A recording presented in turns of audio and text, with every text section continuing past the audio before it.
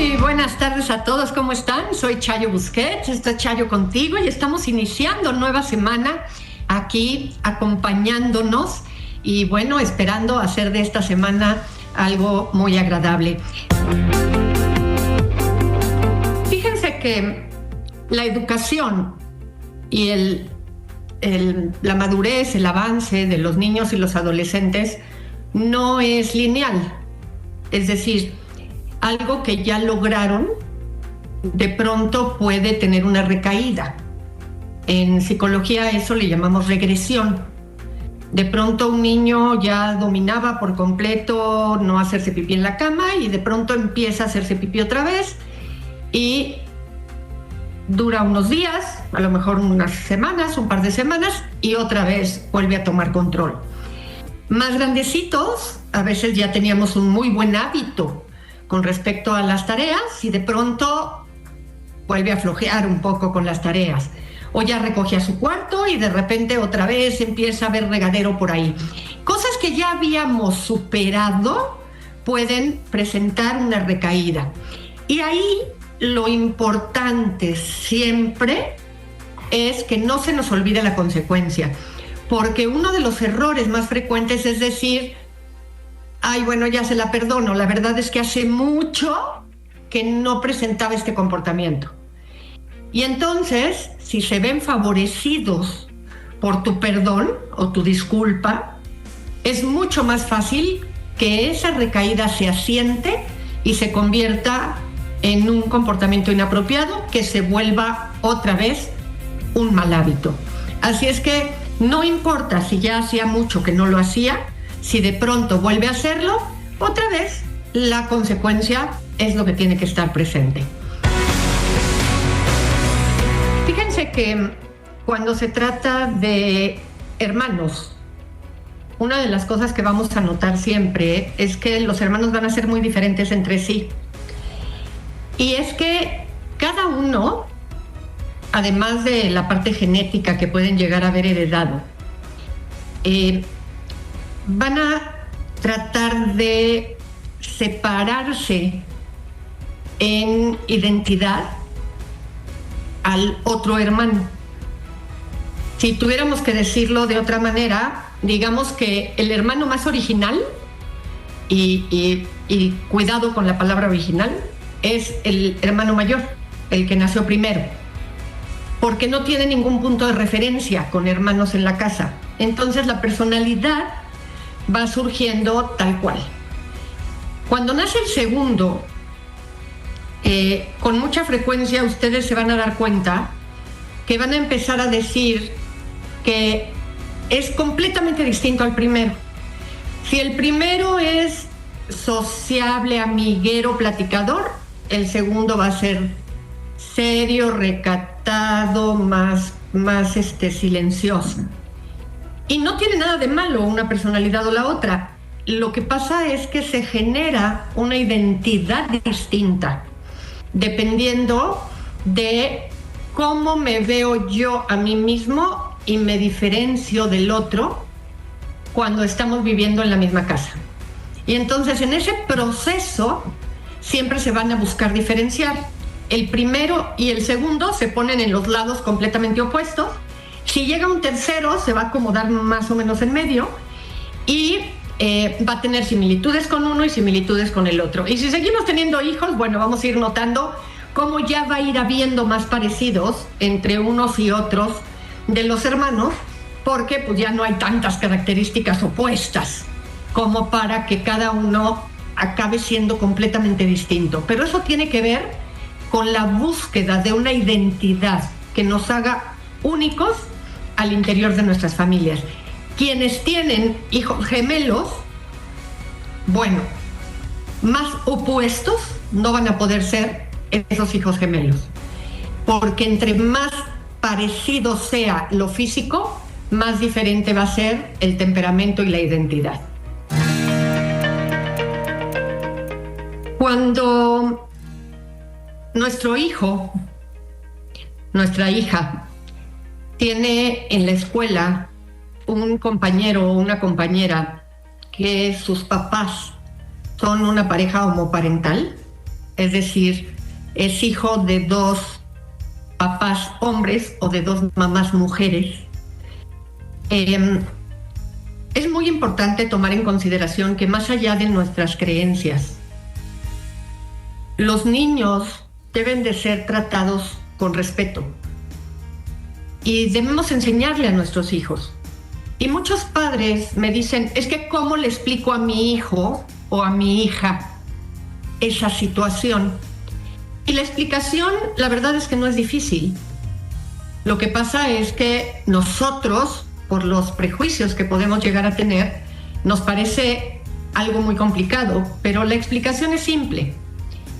Hay personas a las que les gustan las personas de su mismo sexo, así como hay personas a las que les gustan las personas del otro sexo.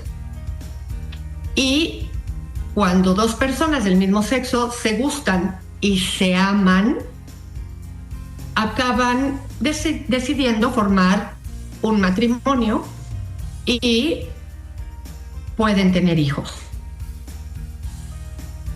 Y ese es el caso de tu compañero o tu compañera fulanito o fulanita de tal. Y es muy importante aprender a respetarlos, porque el hecho de que no sea tan común, que sean minoría, no significa que merezcan que tú te burles. Así es que ponte en su lugar y dime cómo te sentirías si por alguna característica tuya se burlaran de ti. Así es que, como verán, la explicación es simple.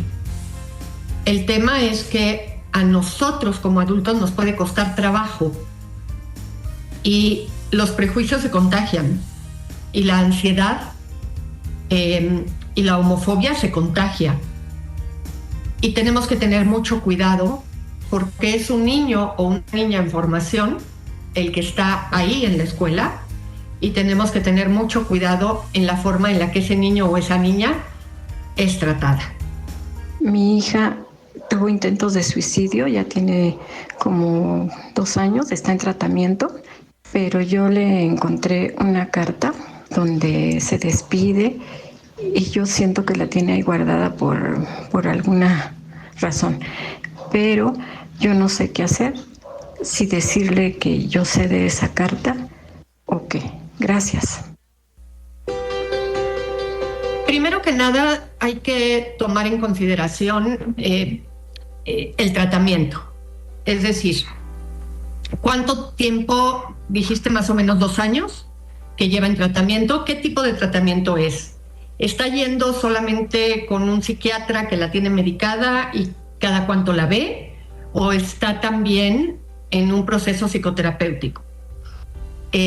Hago esta distinción porque en muchas ocasiones cuando se trata de intentos de suicidio les dan un medicamento para la depresión y el que las ve o quien las ve una vez al mes o una vez cada mes y medio para ver cómo va el medicamento y cómo están de ánimo. Pero no necesariamente se está revisando toda la parte psicológica. Si eso no está pasando, es importante que tú le comentes al psiquiatra y le digas también a tu hija pues que sabes de la carta y que te preocupa saber cómo está ahorita, cómo se siente al respecto, porque la carta la puede tener guardada por muchas razones. Porque en su momento la escribió y nunca se ha deshecho de ella como un recordatorio del momento por el que pasó.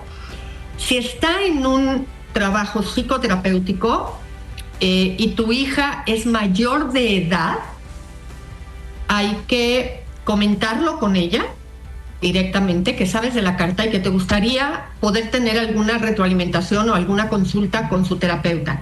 Si tu hija es menor de edad, habla con la terapeuta, dile que te encontraste la carta, no sé si la carta está fechada, si tiene fecha nos puedes dar una idea de si eso fue realizado en las épocas de los intentos de suicidio o es una carta posterior. Y habla con su terapeuta y ponla al tanto de lo sucedido. Si es menor de edad, la terapeuta te tiene que dar una retroalimentación acerca de qué está pasando. No te tiene que contar los detalles, pero sí te tiene que platicar del proceso por el que tu hija está pasando, lo que está viviendo y qué tan avanzada está en este contexto. Si es mayor de edad, ya no tiene nada que decirte la terapeuta, pero sí es importante que tú platiques con tu hija y le digas, oye, tengo conocimiento de esto y estoy preocupada y necesito saber si el tratamiento te está ayudando o no. Ahora, normalmente hay que hacer un trabajo familiar también cuando hay un intento de suicidio, porque hay que saber qué está pasando y qué como familia tenemos que modificar. Así es que espero que esto que te estoy diciendo te dé una pauta de cómo y por dónde.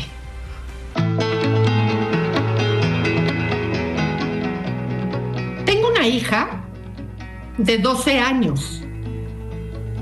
12 añitos, escribe un papá. Y está pasando por una situación muy difícil. Le dan crisis de miedo y ansiedad. Hemos visto a algunos psicólogos, pero ella no quiere ir. Es muy buen estudiante. Le gusta ir a la escuela, pero a veces como hoy se levanta con ese miedo y no para de llorar y pues no va a la escuela. Ayúdame, por favor, no sabemos qué hacer. Mi nombre es fulanito de tal. Mira, es cuando la persona del síntoma, como en este caso tu hija, no quiere ir, es muy importante tomar en consideración primero que no tiene edad para que ustedes, si ella no quiere ir, la dejen no ir. El trabajo terapéutico se hace más complicado porque se tardan en cooperar y la psicóloga especialista en niños y adolescentes tiene que ser muy astuta para poder ir poco a poco generando el lazo terapéutico. Y en ese proceso se lleva tiempo, pero no sería opción que no fuera. Ahora, a veces el tema es que también ustedes como papás podrían tomar una asesoría para ver en qué manejos no caer, como este, por ejemplo, de permitirle que no vaya a la escuela. Porque eso alimenta las crisis de ansiedad que está teniendo y las crisis de miedo.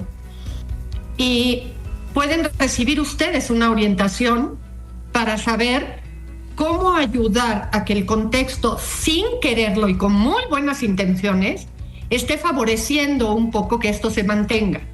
Entonces, en ese contexto hay que tener mucho cuidado, porque de pronto los síntomas de un trastorno como el que parece estar viviendo tu hija en este momento se acaban alimentando, insisto, sin querer, del manejo familiar. Así es que si ya hicieron el intento y tu hija no coopera, busquen la ayuda a ustedes como adultos para tratar de ver de qué manera podemos hacer un cambio en la dinámica de lo que dio lugar a esta situación. Fíjense que el audio que escuchamos hace rato sobre la madre que encontró la carta suicida de su hija llamó mucho la atención y me han estado comentando un poco qué pasa con los intentos de suicidio. Y miren, quienes han estudiado muchísimo esto hablan de que normalmente hay 3 grandes etapas. Una, en donde la persona empieza con pensamientos de muerte, es decir, ¿qué pasaría si me muero? ¿Y si me enfermara? ¿Y si me diera cáncer? ¿Y si me atropellaran? ¿Y si chocara y me matara en un accidente? Así empieza el pensamiento de la muerte. Luego ya empieza la ideación suicida, es decir, ¿qué pasaría si yo provoco mi muerte? Y se empieza un poco a fantasear al respecto de esto. ¿Qué pasaría si yo lo provoco? Y finalmente la planeación suicida, que es cuando una persona ya determina, a qué hora, en qué momento, en dónde, cómo, escribe, deja una nota, establece todo lo que necesita establecer para poder hacerlo y se lleva a cabo. Siempre que alguien está deprimido, aunque no siempre es la causa de la depresión, y yo sé que eso a mucha gente le causa mucha sorpresa porque nadie puede creer que una persona en sus 5 sentidos y no deprimida quisiera morirse. Pero sí se sabe hoy que hay personas que no tenían una depresión y que no es la única causa por la cual alguien se decide suicidar. Siempre se investiga si hay ideas de muerte, la primera gran etapa. Y después de eso, bueno, se indaga la segunda, la tercera y se empiezan a buscar un poco circunstancias. Lo que siempre es claro decir, y más cuando se trata de adolescentes, es que a veces para lidiar con el susto, para lidiar con el miedo, los papás tienden a decir, es que solo lo dice para llamar la atención. Y hay que tener mucho cuidado con esa simplificación, porque entonces una de las cosas que nos tendríamos que preguntar es, ¿por qué alguien, con tal de llamar la atención, tendría que hacer alusión a algo tan delicado como decir que se quiere suicidar? Entonces, claramente ahí hay un problema suficientemente importante. Entonces, nunca hay que minimizar el tema.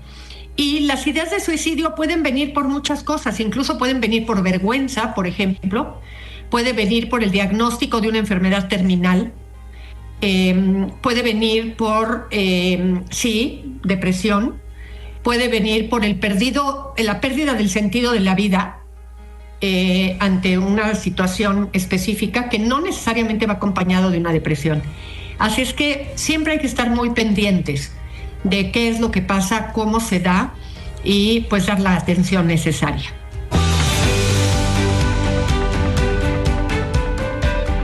Bien, pues es momento de decir hasta mañana. Nos esperamos aquí para otra emisión de Chayo Contigo. Yo soy Chayo Busquets y esto fue Chayo Contigo. Hasta entonces. Audiocentro.